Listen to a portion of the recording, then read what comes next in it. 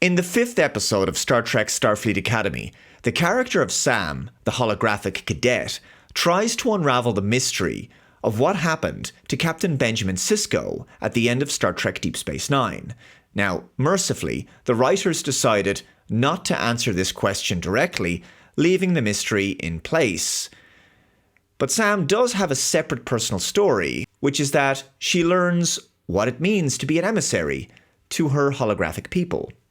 If Sisko's fate as an emissary was predetermined by the prophets, but he still managed to have a life and do things his way, then why can't she do the same when it comes to her responsibilities as emissary?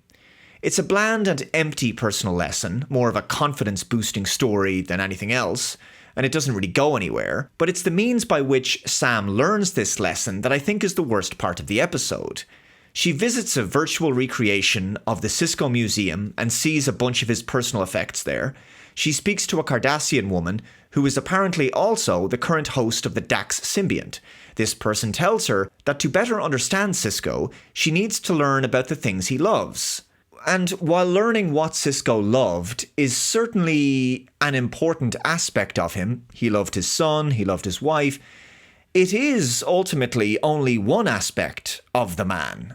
Surely learning what his values were matters just as much, if not more. But in the context of this story, I don't see how learning what Sisko loved was ever supposed to assist Sam in finding out what happened to Captain Sisko. That aspect of the story quickly falls by the wayside because the writers knew they were never actually going to try to answer that question. Any answer to it would just be unsatisfying, so the mystery is best left there. The entire focus on Sisko and Deep Space Nine in this episode, in my opinion, is really just a giant nostalgia bait. By associating a weak and forgettable character like Sam with a great and legendary Trek character like Sisko, Sam is somewhat elevated as a result. And perhaps that was the intent. But as I said, the means by which Sam attempts to unravel the mystery behind what happened to Sisko is actually the weakest part of the episode. Sam gets programmed so that she can feel what it's like to be drunk. She goes to a bar that Sisko had a fight in once. She dances there, says a bunch of incomprehensible gibberish about Sisko's capacity for love or something. She starts a fight herself and then speaks to a vision of Jake Sisko in the end. And that's about it.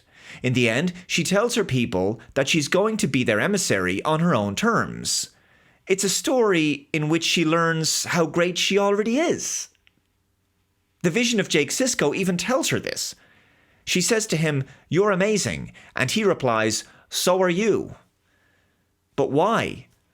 What has she done in the entire episode that makes her amazing?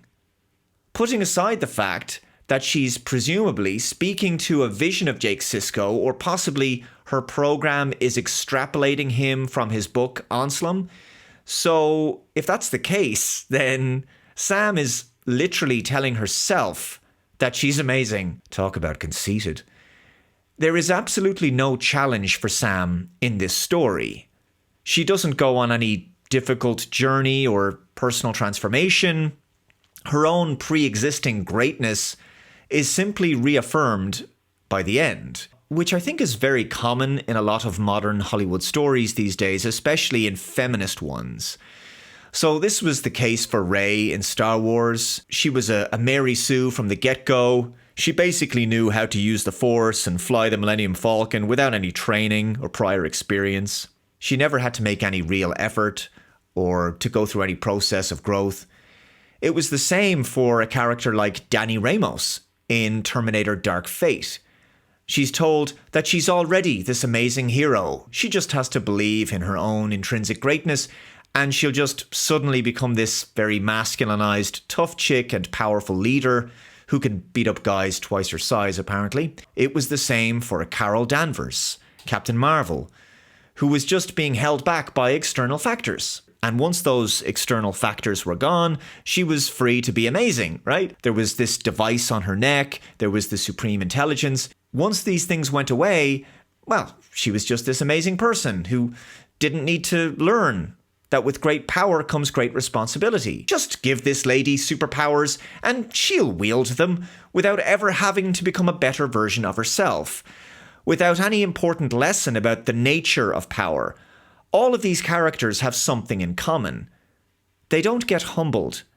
They don't discover anything other than their own apparent greatness, which was there all along. I mean, this is how you feed egotism.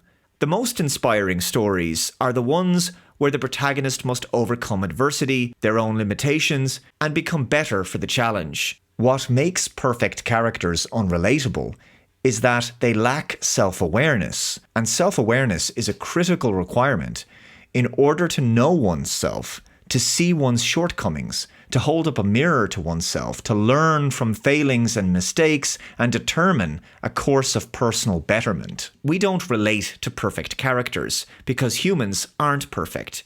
We don't like to see protagonists have their feelings coddled and pandered to. After 5 episodes, I don't see any evidence that these cadets on Star Trek Starfleet Academy have been tested, put through any professional or personal trials that have strengthened them in any way. They haven't been made more resilient, tougher, wiser, or more emotionally mature. This kind of storytelling feels like the result of a generation who were raised to prioritize representation over real competitive achievement. You know, that kind of mindset of everybody gets a medal at sports day regardless as to whether they won or lost. This just promotes mediocrity and disincentivizes hard work and sacrifice. Achievement basically means nothing. And there has to be discomfort for a character, a process by which they go through the mill so that they emerge the other side a better version of themselves. The characters have to fail. Right? They have to dust themselves off, pick themselves up and try again and learn from that failure. This is especially important in a series focused on young adults, going through coming-of-age trials of growing up. But it appears this series is not really doing that. This show instead focuses on the apparent virtue of acceptance. But this only invites stagnation and arrested development. It prevents growth. It's antithetical to growth. There are aspects of ourselves that must change if we are to improve, if we are to grow. You can't accept your own ignorance if you are to become more knowledgeable. You can't accept your shortcomings in a given area if you wish to develop a new skill.